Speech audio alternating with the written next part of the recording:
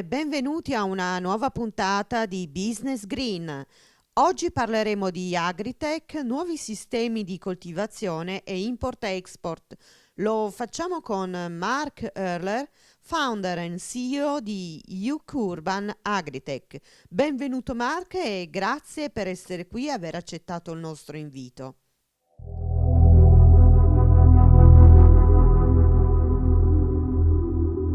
Okay, so I guess Novel Farm, I first went to in I think 2018, which was I think their second edition, if I remember rightly. And I gave a brief talk there and just found it to be a really, really good event. In the subsequent time, I went again in 2019, sort of independently under my own steam. And I ended up helping out also with getting some exhibition people there, doing some stands, that kind of stuff, through connections of people I knew, through UK UAT and through the Farm Tech Society. And just all along the way, I've been very supportive of what they're trying to do there because it's quite a unique event. I like the fact that they hook up with the Aqua Farm event and subsequently now with the Algae Farm event, and it's a unique geography that has a lot of potential. And I think it's really well run. I like the fact that they have the simultaneous translation. There's just a whole bunch of stuff that I like about this event, and what I'd like to do is kind of get more involved with it and support it more because I think it's a really valuable event.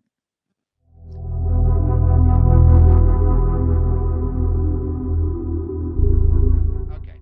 I think every event brings it should aim to bring something different to the table, right? That's what the members of the organizations that I represent are always looking for is something different, something unique, that unique selling point that draws them to an event, and then good engagement with either potential customers or kind of engagement with particular topics, something that draws them in. And then of course also if it's a kind of trade show fair, they're also looking to potentially make sales as well. So those are the kind of the two streams, if you like. One might be called kind of the topics and the themes, and the other is the kind of the sales and marketing side of things, right? So across all events that's true, and they're always looking for engagement on one or both of those streams. And that's been the feedback that I've always received from member companies on what it is that they're looking for from these events.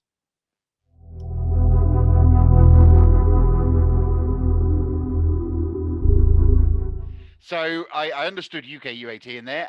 UK Urban Agritech, or UK UAT for short, is an industry member trade association, if you like. It's comprised of technology suppliers, controlled environment agriculture growers, universities, interested individuals, entrepreneurs, and so on.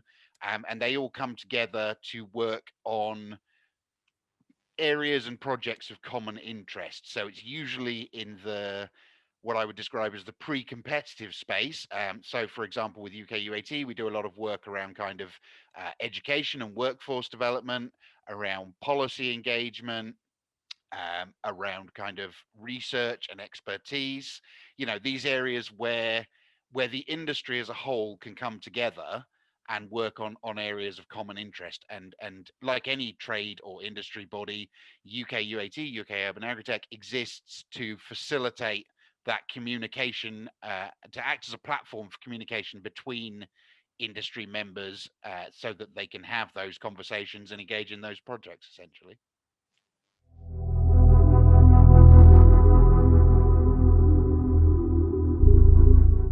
Okay, so UK UAT, as the name suggests, operates is focused exclusively on the UK, the United Kingdom.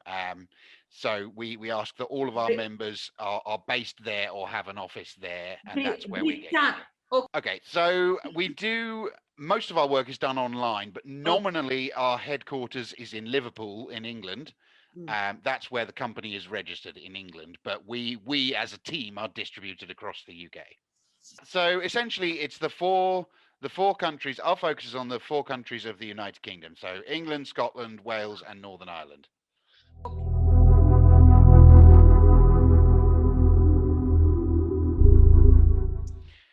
Yeah, absolutely. So I think COVID has presented both a series of challenges and a series of opportunities. You know, for any business, obviously, COVID has been challenging.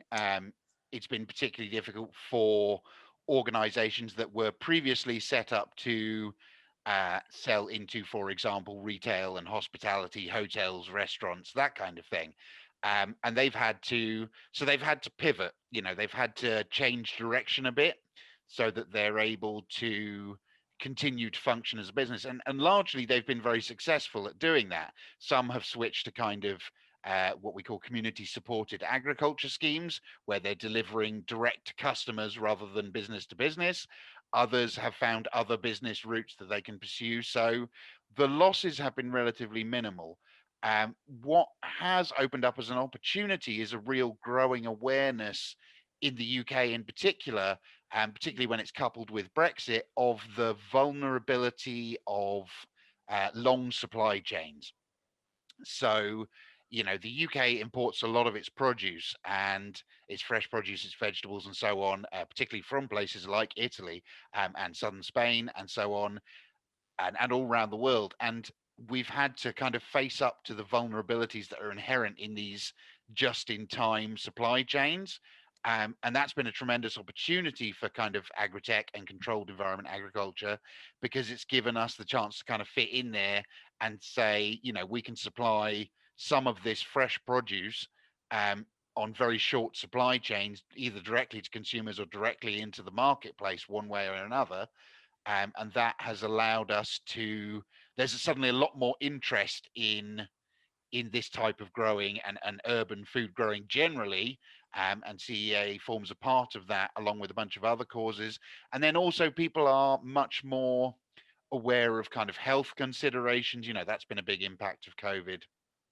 People are thinking a lot more about being healthy, about living healthy lifestyles, right? So in doing that, the you know, this availability of kind of fresh, nutritious food close to home is considered very valuable. And so people are gravitating towards that. And I think that's enabling us to get a lot of attention and for people to see that there's real potential in this. And so I think we're going to come into a period of quite rapid growth in the not too distant future, where you will see our industry expand quite a lot.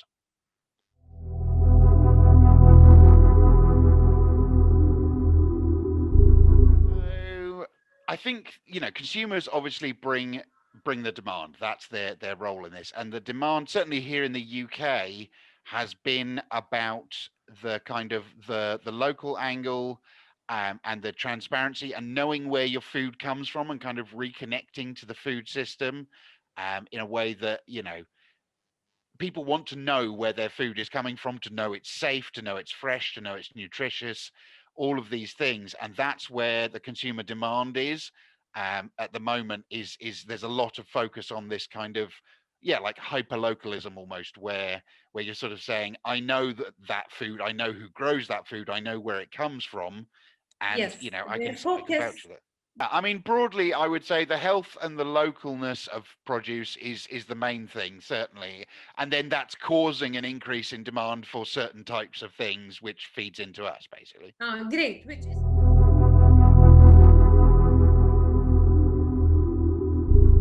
Okay, so I think, you know, the industry has gone through a period of quite rapid growth in the past, you know, couple few years, I guess. Um, so there's something of a period of kind of consolidation going on right now, where um, business models are becoming clear, and you know, companies are looking for ways to expand what they do, and you'll see more growth within companies and, you know, scaling up and so on. And then as that happens, then once that sort of happens, you'll see another round of kind of expansion thereafter.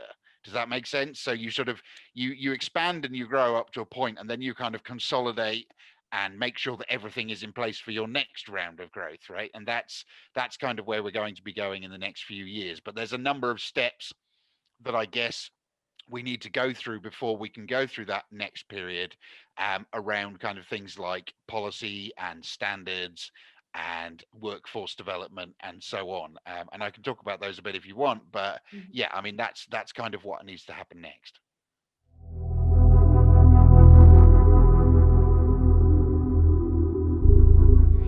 mean, I think again, looking at it from the sort of the industry point of view, it's created this tremendous opportunity, the COVID thing, and I think it's going to be about building on that. So where this awareness has come in of the questions around supply chains, where there's this sort of increasing consumer demand, all of these things, I think that will really drive growth in the industry. And you'll see both companies getting bigger and scaling up, but also new companies coming into the marketplace as well. And I think the strategic goal, if you like, is for this type of growing or farming, this kind of urban agriculture, urban agritech, to become a part of the wider, a normal part of the wider system of food growing. So we have, growing out in the field, broadacre agriculture. We have, greenhouses. We have various different types of growing. And urban agritech and controlled environment agriculture will be another one of those. And it will expand to fill the niche that is available to it, if you like. And it will become just a part of the way that we produce food that is hopefully more sustainable and more resilient and more adaptable to change in future, and therefore helps make the whole system also have those qualities.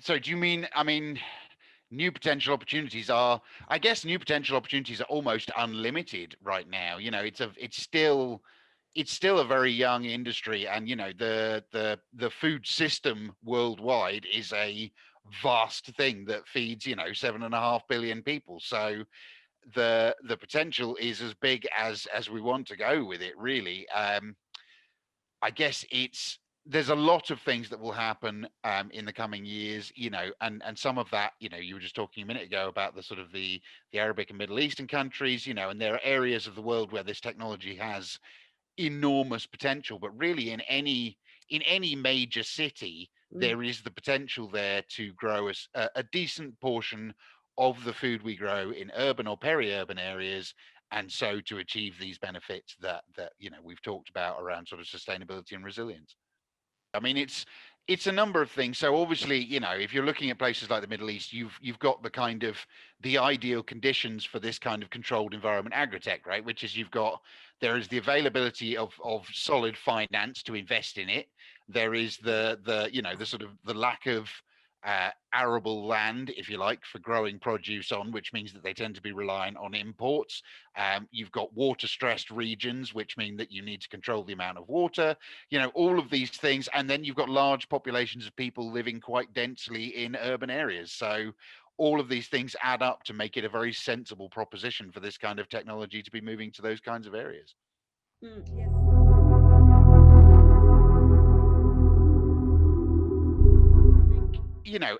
Every sector has its challenges, right? And you hit on the kind of the resource use and the water use, right? And so we're very the food systems we have now are very, very good at producing a lot of food, a lot of nutrition, a lot of the things that we need, right? But that has been coming at a cost, that we are overusing resources and space, Yeah. and various other things. And so there is a challenge there to be addressed in terms of how do we get the food we need, the nutrition we need, without damaging other systems, right? If you rely on overconsumption of a particular resource to produce lots and lots of good food, that's the definition of unsustainable, right? You can only do that for so long before you're in trouble. If you use too much water, eventually you run out of water, and therefore you can no longer produce the crops you need, right? Siamo giunti alla conclusione di questa puntata dedicata all'agritech, ai nuovi sistemi di coltivazione e import-export. Ringrazio Mark Erler, founder and CEO di Yuk Urban Agritech, per essere stato con noi. Thank you very much. That's very kind of you to say. And again, thank you for having me here. It's been a pleasure. Ringrazio tutti voi per averci seguito e vi do appuntamento alla prossima puntata di Business Green.